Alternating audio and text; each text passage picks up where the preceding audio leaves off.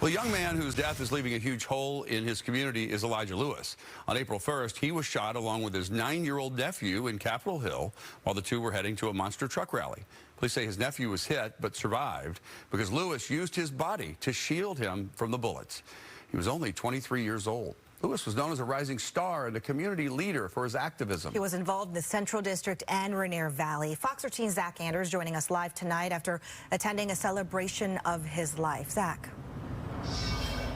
Yeah, not an easy task. How do you honor a community leader, someone on the ground, an activist who's been working to curb gun violence, only to be gunned down himself? Well, the answer here tonight, at least, will start with a celebration.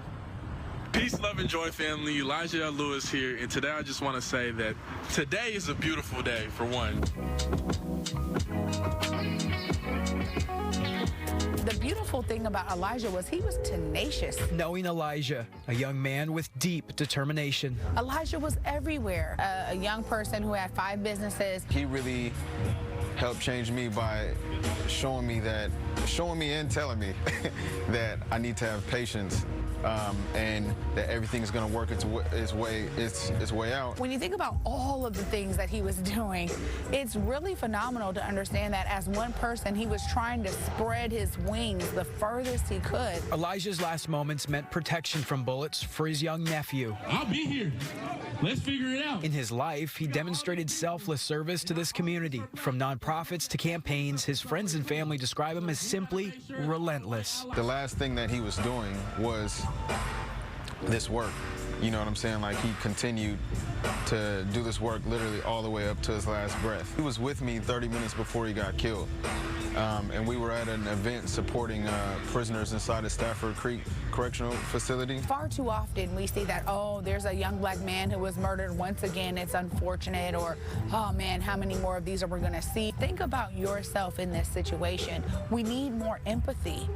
We have a lot of apathy, and we need more empathy in these kind of situations and more compassion. Mario Dunham on this day, nearly 2 months after losing his younger brother. I'm feeling elated. I'm happy.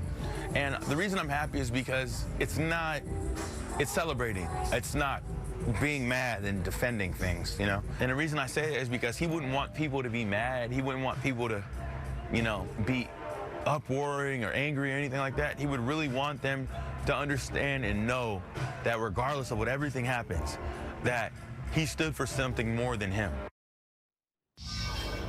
Well, like what you just heard from his brother, this really was a celebration of his many accomplishments, one of those being the work that he was doing for young kids in the community at just 23 years old, which was remarkable because his track record goes back years and years. He was fighting for kids when he was just a kid.